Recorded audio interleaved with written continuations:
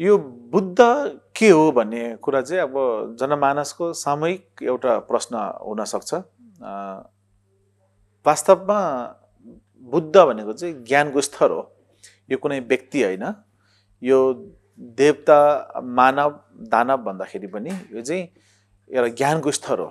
सर्वप्रथम चाहिँ हामी यति बुझौँ। अब ज्ञान चाहिँ कस्तो खालको ज्ञानको कुरा गरेको छ त यहाँ भनेर भन्दाखेरि चाहिँ अनि मनको ज्ञान। यो भौतिक ज्ञान भन्दाखेरि पनि चाहिँ अनि मनोज्ञानलाई चाहिँ अब यो हाम्रो चाहिँ मनोज्ञान र मनोज्ञानको स्तर एउटालाई अनि बुद्ध भनेर हामीले चाहिँ भन्न सकिन्छ। हाम्रो मनको जति गहिराइमा बुझ्दै गयो त्यतिकै बुद्धप्रति अथवा बुद्धको ज्ञानप्रति क्लोज हुँदै गयो, नजिक हुँदै गयो। मनको ज्ञान जति जति टाढा हुँदै गयो अनि त्यतिकै बुद्ध ज्ञान या बुद्धबाट टाढा हुँदै गयो भनेर बुझ्दा हुन्छ। त्यस्तो भएको हुँदाखेरि चाहिँ जो व्यक्तिले मनोज्ञानलाई प्राथमिकता दिन्छ त्यो बुद्ध धर्म मार्गी भनेर दाबी गर्दाखेरि पनि लगभग फरक नपर्ने। जो व्यक्तिले मनोज्ञानलाई वास्तै गर्दैन व्यक्तिले चाहिँ बुद्ध धर्मलाई वास्ता गरिन भनेर भन्दाखेरि पनि लगभग हुने खालको हुन्छ। त्यस्तो भएको हुँदाखेरि चाहिँ अब बुद्ध भनेको चाहिँ वास्तवमा शाब्दिक अर्थ चाहिँ के हो भनेर भन्दाखेरि चाहिँ मनको तत्त्वलाई बोध गरिसकेको व्यक्तिलाई बुद्ध। अनि त्यो चाहिँ मनको एउटा स्तर हो, ज्ञानको स्तर हो, त्यो व्यक्ति होइन। र अहिले हामीले जुन प्रकारले मानव, दानव र देवताको कुराहरू गर्छौँ अथवा महामानवको कुराहरू गर्छौँ, यो भनेको चाहिँ लौकिक सीमाभित्र रहेर गर्ने कुराहरू हो। अहिले हामीले जुन मनोज्ञान अथवा मनको तत्त्व अथवा बुद्ध अथवा अङ्ग्रेजीमा इनलाइटेन भन्छ, इनलाइटेन बिइङ भनेर चिनिन्छ। बिइङ भन्दाखेरि चाहिँ लगभग अब हाम्रो चाहिँ प्राणी भनेर बुझेको जस्तो देखिन्छ। तर इनलाइटेन भनेको चाहिँ अनि अवेकेन पनि भन्छ अङ्ग्रेजीमा, पूर्ण जागृत भइसकेको अथवा मनको तत्त्व, मनको ज्ञान पूर्ण रूपमा बोध गरिसकेको, पूर्ण रूपमा थाहा भइसकेको, पूर्ण रूपमा जानिसकेको एउटा स्तरलाई अनि बुद्ध भनेर भन्ने हो।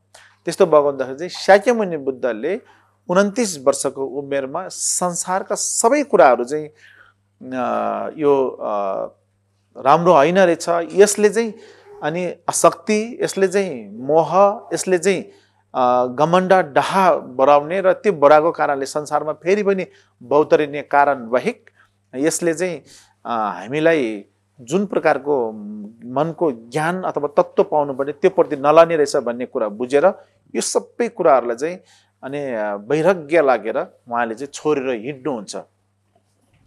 त्यस पश्चात 29 वर्षको उमेरदेखि लिएर 35 वर्षको उमेरसम्म उहाँ चाहिँ निरन्तर ध्यान, तपस्या र साधना गर्नुभई 35 वर्षको उमेरमा उहाँले जुन बोधि वृक्ष मुनि ज्ञान प्राप्त भयो भनेर भनिन्छ अथवा बुद्ध भयो भनेर भनिन्छ, त्यो चाहिँ कुनै पनि बाहिरी वस्तुमा निर्भर नभएको र कुनै पनि बाहिरी ठाउँबाट चाहिँ ज्ञान खोजेको नरहेर आफ्नै मनको स्वभाव, आफ्नै मनको तत्त्व अथवा मनको उच्च स्तरको त्यो ज्ञान बोध गरेको हुँदाखेरि चाहिँ अनि बुद्ध भनेर चाहिँ कहलायो अथवा भन्न पुग्यो।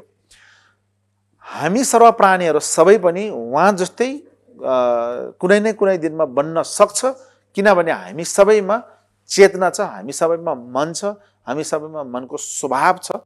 त्यस्तो भएको हुँदाखेरि चाहिँ यदि तपाईँले साधना गर्नु सक्नुभयो, ध्यान गर्नु सक्नुभयो, तपस्या गर्नु सक्नुभयो भने त्यो माध्यमबाट, त्यो मार्गबाट त्यो स्तरसम्म चाहिँ पुग्न सकिन्छ र हामी सबैमा सम्भाव छ, सम्भावना छ भन्ने कारणले अथवा त्यो भन्ने कुराले चाहिँ अनि हामी सम्पूर्ण बौद्ध धर्म मार्गीहरू अनि प्रेरित भएर त्यो कुरामा चाहिँ अनि जोर लगाइरहेको, साधना गरिरहेको, अभ्यास गरिरहेको, अध्ययन गरिरहेको मूल कारण चाहिँ यसरी हो। त्यसो भएको हुँदाखेरि चाहिँ हामी बुद्ध भनेर भन्दाखेरि चाहिँ एउटा ज्ञानको स्तरलाई बुझ्नु पर्दछ, आफ्नो मनको तत्त्व या स्वभाव या त्यो स्तरलाई बोध गर्नु सक्नेलाई नै अनि बुद्ध भनेर भन्छ भने हामी सबै प्राणीहरू पनि बुद्ध बन्न सकिन्छ र बुद्ध बन्ने हेतु हामी सबैमा छ।